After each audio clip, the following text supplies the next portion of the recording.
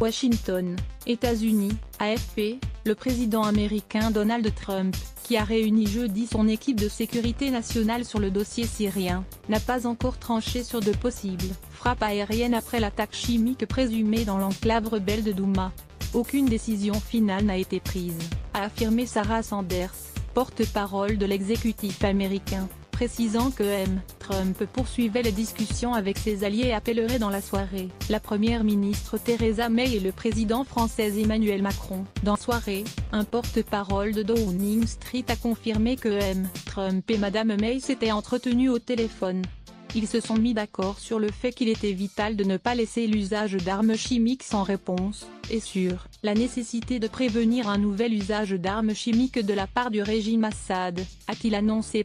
Tout en restant évasif sur le calendrier d'une éventuelle intervention militaire, Macron a assuré de son côté avoir la preuve de l'implication du régime de Bachar el-Assad dans cette attaque meurtrière qui a suscité une vague d'indignation à travers le monde.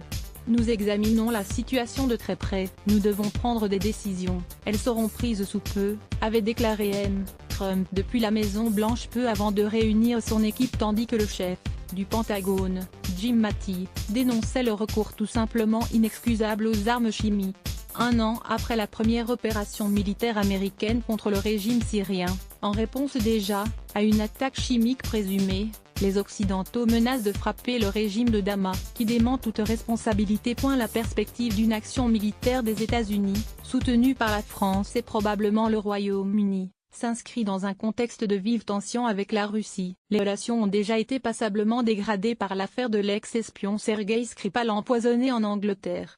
Prudence de Londres. La Russie, l'un des plus fidèles soutiens du régime de Bachar el-Assad, a appelé les Occidentaux à réfléchir sérieusement aux conséquences de leurs actes, tout en assurant ne pas vouloir d'escalade.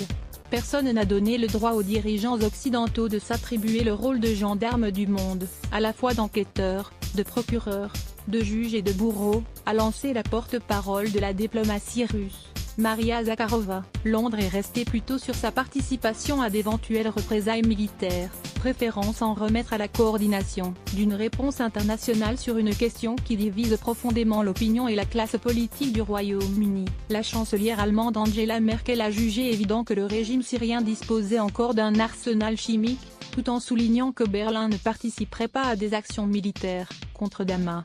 Nous aurons des décisions à prendre en temps voulu, quand nous le jugerons le plus utile et le plus efficace, a de son côté déclaré Macron, qui a indiqué être en contact quotidien avec le locataire de la Maison-Blanche. Restant ferme dans ses accusations, il a assuré avoir la preuve que des armes chimiques ont été utilisées, au moins du chlore. Il faut enlever les moyens d'intervention chimique au régime, a-t-il martelé. L'Organisation internationale sur les armes chimiques, OIAC, qui doit se réunir lundi, a annoncé que ses experts étaient en route pour la Syrie et commenceraient leur travail samedi. Le Kremlin a pour sa part assuré que la ligne spéciale entre militaires russes et américains au sujet de leurs opérations en Syrie, destinée à éviter les incidents, était encore dans un état actif et utilisée de deux côtés. Toute action ne contribuera qu'à déstabiliser davantage la région, a averti de son côté le président syrien Bachar el-Assad. Moins 40 morts. Plus de 500 blessés. La Suède a mis jeudi sur la table du Conseil de sécurité un projet de résolution portant sur l'envoi d'une mission de l'ONU en Syrie pour en retirer les armes chimiques une bonne fois pour toutes, selon le texte obtenu par la AFP. De son côté, la Russie a demandé que le Conseil de sécurité de l'ONU se réunisse vendredi. Le président turc Recep Tayyip Erdogan s'est dit préoccupé par le bras de fer engagé par certaines puissances étrangères, tandis que les éléments d'une riposte coordonnée entre occidentaux se mettaient en place. Selon les casques blancs et l'ONG médicale syrienne American Medical Society, plus de 40 personnes ont été tuées à Douma, dernier bastion rebelle dans la Ghouta orientale, tandis que plus de 500 blessés ont été soignés notamment pour de difficultés respiratoires. L'armée russe, qui intervient depuis septembre 2015 en soutien aux forces gouvernementales, a en outre annoncé jeudi que le drapeau du gouvernement syrien flottait sur la ville de Douma, marquant la reprise par le régime du contrôle de la totalité de la Ghouta orientale.